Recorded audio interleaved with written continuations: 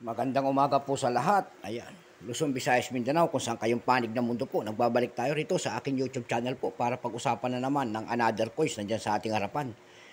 Ayan, magandang umaga po sa lahat ng kolektor, lalo-lalo na yung mga aking mga subscriber po dito sa aking YouTube channel, Samuel Soriano TV 29 po. Thank you so much po sa lahat ng aking mga subscriber. Yung mga hindi pa po nakapag-subscribe, baka pwede naman po makisuyo, pakipindot naman po ang ating notification bell.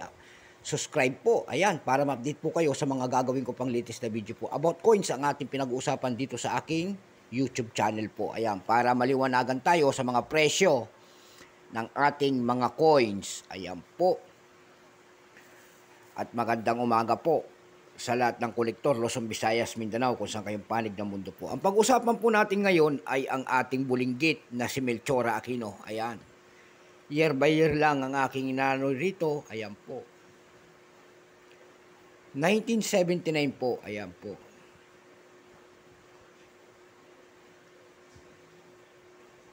Ayan, 1979 po. Bago tayo magsimula sa ating talakayan, kilalanin muna natin siya para makita natin kung ilang talaga ang mga presyo niya sa ating mga platform po. Ayan, para maliwanagan tayo. Issue, Philippines, period, Republic, 1946, up to date po. Type, standard circulation coins, years, 1978 hanggang 1982. Value, 5 centimos po. Currency, piso, 1967, up to date po. Composition, brass, copper. Mayroon itong bigat na 2.5 grams. May haba po namang 19 mm. May kapal po naman 1.4 mm. Shape, scallop po with 8 niches po. Ayan, orientation, middle alignment po. Demonetized na po ito noong January 2, 1998. Ayan, number dash N-4355. Reference number KM-206.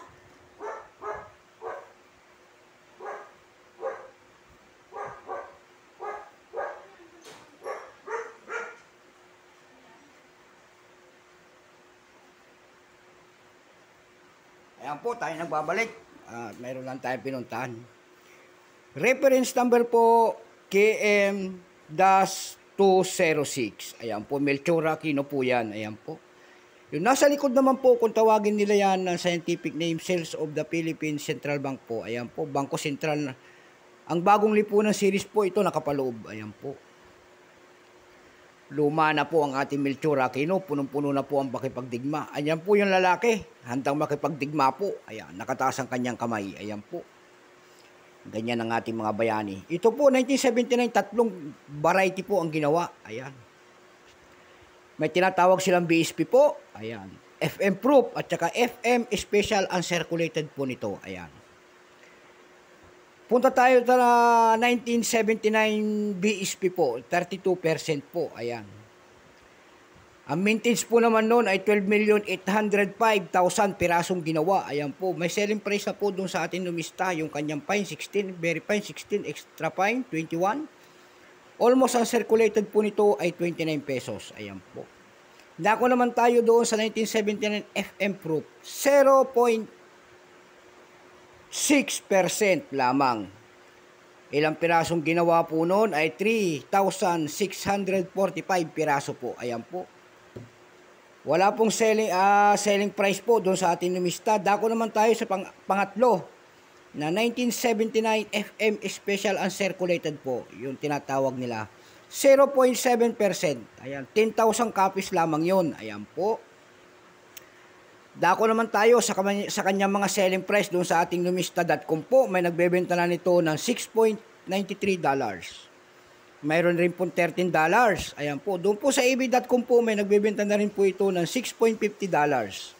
Mayroon po 395 po, 0.90 pesos po. Ayan. Sana naliwanagan tayo sa presyo ng ating coins ng Melchora Aquino po. So hanggang dito na lamang ang ating vlog. Magandang umaga po, Luzon, Visayas, Mindanao, kung saan kayong panig ng mundo po. Bye-bye po at God bless all.